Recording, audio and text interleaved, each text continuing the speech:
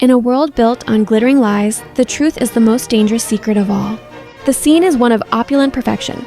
Crystal glasses clink in a toast at a lavish family dinner, the air thick with the scent of expensive perfume and triumph. Eleonora, the elegant and powerful matriarch of the Beaumont dynasty, raises her glass, her diamonds catching the candlelight. Her voice, smooth as silk, celebrates her devoted husband Julian and the successful merger of their corporate empire. Across the table, her daughter Isabella offers a polite smile, but her eyes, sharp and discerning, are fixed on her stepfather. She sees the subtle cracks in his charming facade. Quick cuts reveal the details of their immense wealth: the heavy gold of Eleonora's bracelet, the perfectly plated gourmet food, the forced, brittle smiles exchanged between family members. An undercurrent of tension ripples beneath the surface of this flawless tableau. The next morning, the carefully constructed illusion begins to fracture. The family lawyer, a man with a somber expression, arrives at the sprawling estate. He carries with him a revelation that shatters the morning calm, a secret clause in the late patriarch's will.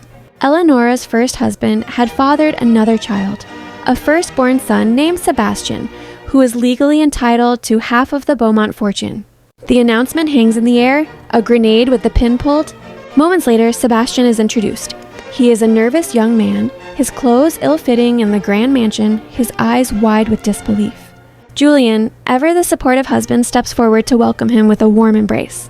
But as he turns away, Isabella catches a fleeting glimpse of his true feelings, a flash of pure, unadulterated rage that contorts his features before being swiftly masked. Suspicion gnaws at Isabella. While the family scrambles to accommodate the newcomer, she begins her own covert investigation.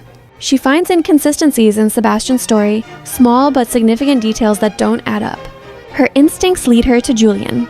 Following him one evening, she watches from a distance as he slips a thick envelope to a shady private investigator in a dimly lit alley, capturing the clandestine meeting with the long lens of her camera. A montage of accelerating scenes captures the unraveling of the family's secrets. Isabella hunched over her laptop late into the night, piecing together a complex puzzle. Julian, a silhouette against a window, his voice a low hiss on a secret phone call, and Sebastian wandering the cold, echoing halls of the mansion, his discomfort growing more palpable by the day. The day of the formal contract signing arrives, a momentous occasion meant to officially welcome Sebastian into the family and divide the empire. Lawyers and executives gather around a polished mahogany table, pens poised. Just as Sebastian reaches for the pen, Isabella's voice cuts through the tense silence. "Stop!" All eyes turn to her, but she doesn't point her finger at the bewildered Sebastian. Instead, she looks directly at Julian, her voice ringing with cold certainty. She reveals his masterful deception. Sebastian is no heir.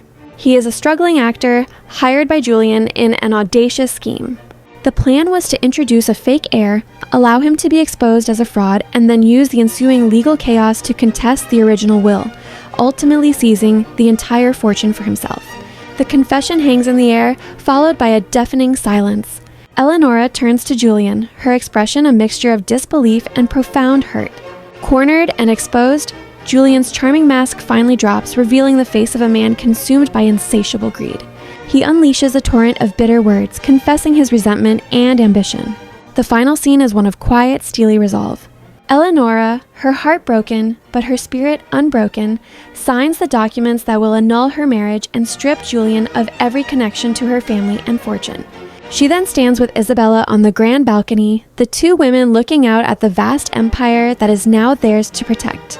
The betrayal has forged a new, unbreakable bond between them, and in their shared gaze is the strength to rebuild from the ashes of deceit. This is not just a story of inheritance, it's a testament to the fact that in the end, the most valuable legacy is not wealth, but the courage to fight for the truth.